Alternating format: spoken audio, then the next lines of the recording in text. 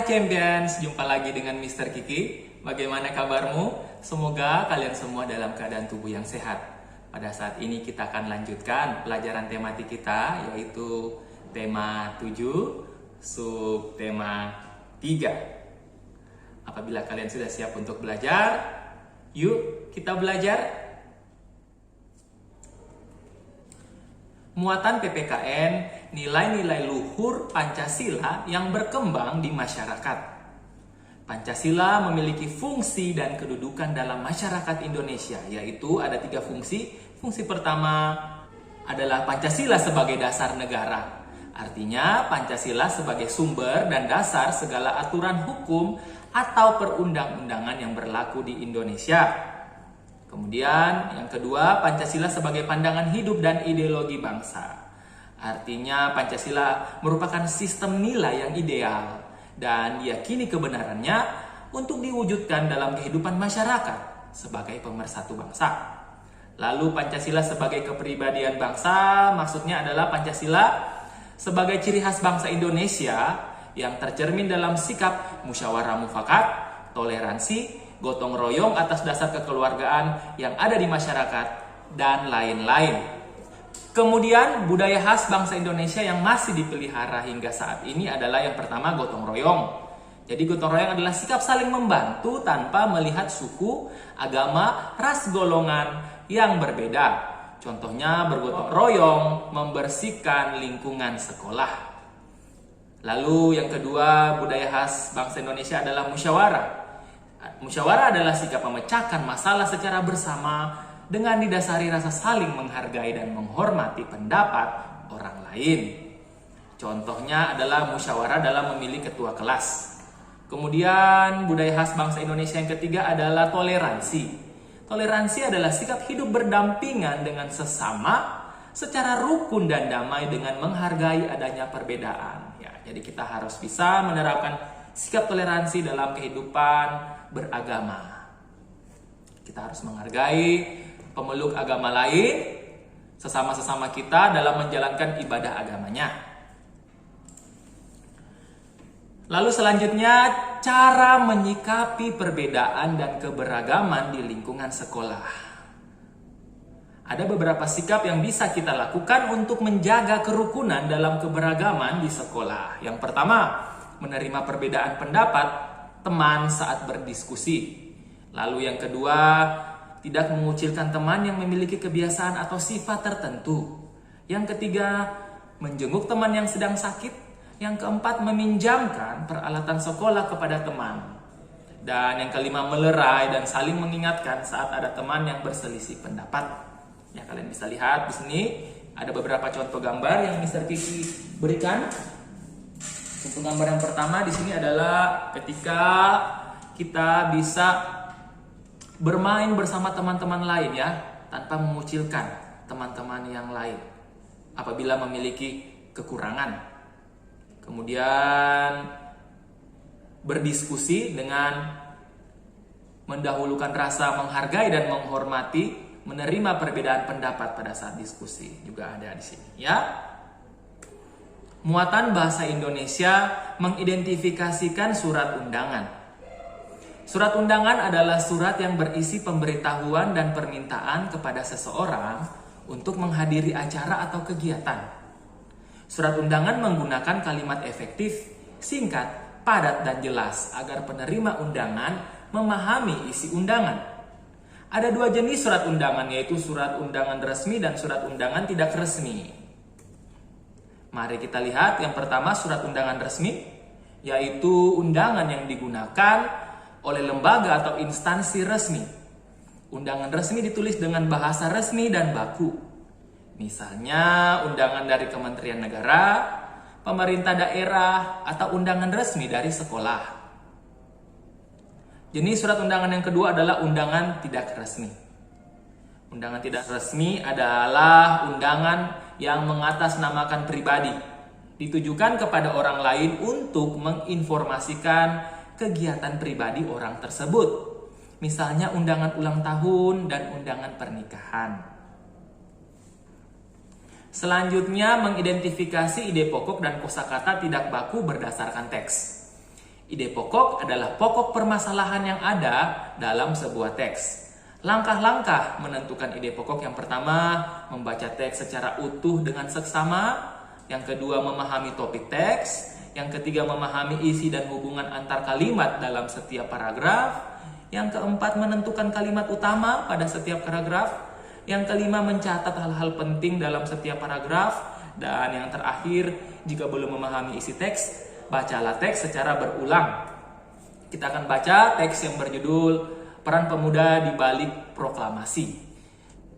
Pada 16 Agustus 1945, sekitar pukul 4 waktu Indonesia Barat, sejumlah pemuda antara lain Sukarni, Wikana, dan Hairul Saleh membawa Soekarno dan Hatta ke Rengas Dengklok. Di sana para pemuda mendesak mereka agar segera memproklamasikan kemerdekaan. Para pemuda berusaha meyakinkan Soekarno dan Hatta bahwa Jepang sudah menyerah dan rakyat siap melawan Jepang. Malam harinya, Laksamana Maeda mengantar Soekarno dan Hatta ke kediaman Mayor Jenderal Moichiro Yamamoto, namun ditolak. Akhirnya, mereka menuju ke rumah Laksamana Maeda di Jalan Imam Bonjol nomor 1 untuk menyiapkan rapat persiapan teks proklamasi. Banyak tokoh golongan muda yang membantu persiapan proklamasi kemerdekaan Indonesia. Selain Soekarno dan Hatta, perumusan naskah proklamasi dihadiri pula oleh Ahmad Subarjo. Naskah tersebut kemudian diketik oleh Sayuti Melik dengan menggunakan mesin tik.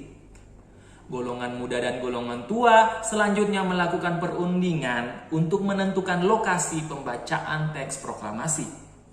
Akhirnya perundingan mencapai kesepakatan yang menetapkan lokasi pembacaan teks proklamasi di halaman rumah Soekarno di Jalan Pegangsaan Timur nomor 56, Jakarta, pukul 10 waktu Indonesia Barat.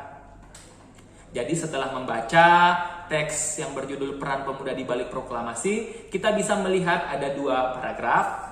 Setelah itu kita akan tentukan ide pokoknya dari kedua paragraf ini sehingga menjadi 2 ide pokok. Maka kita akan mendapatkan ide pokok paragraf 1, yaitu para pemuda mendesak Soekarno dan Hatta agar segera memproklamasikan kemerdekaan.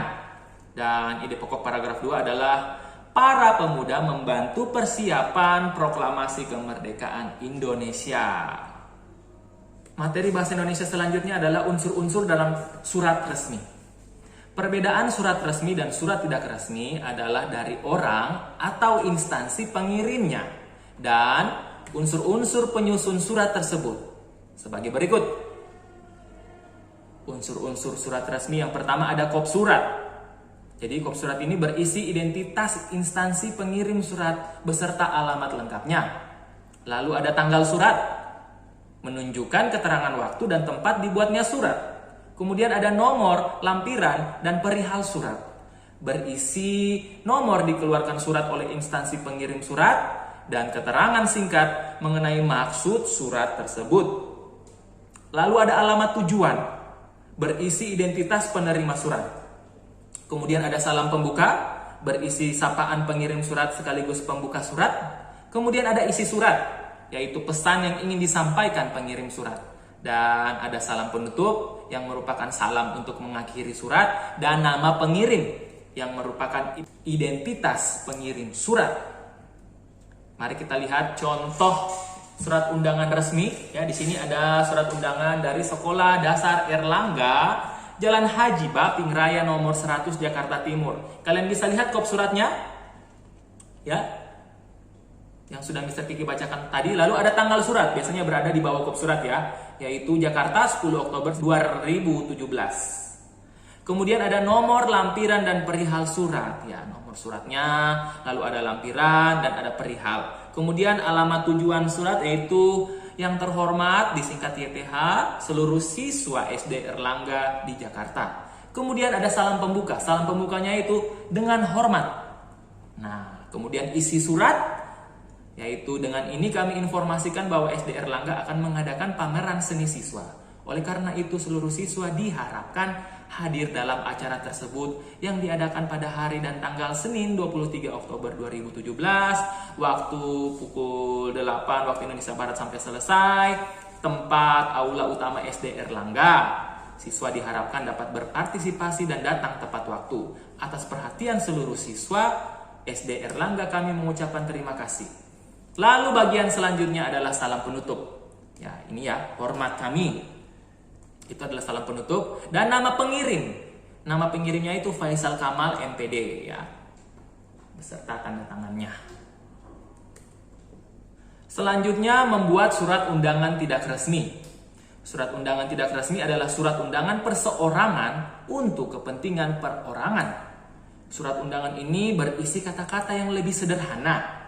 Contohnya yaitu surat undangan ulang tahun, surat undangan syukuran kelahiran bayi, dan surat undangan pernikahan.